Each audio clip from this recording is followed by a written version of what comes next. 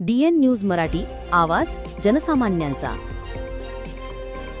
शिव गणेश मंडळ इसापूर धरण आयोजित एक गाव एक गणपती या परंपरेत यंदाचा गणेश विसर्जन सोहळा उत्साह उल्हासात संपन्न झाला।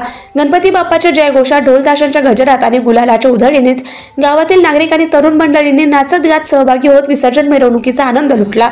गावात जातीय सलोखा उत्तम असल्याने सर्व धर्मीय बांधव मोठ्या संख्येने उपस्थित होते।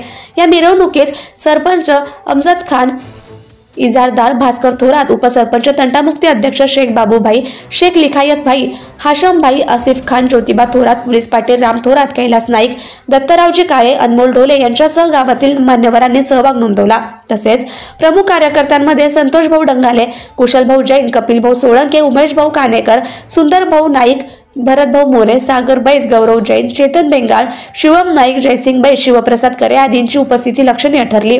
शिव गणेश मंडळ इसापूर धरणचे अध्यक्ष चेतन डोणे, उपाध्यक्ष निलेश हटकर आणि सचिव कानबाराव मस्के यांच्या नेतृत्वाखाली कार्यक्रमाचं उत्तम नियोजन करण्यात आलं।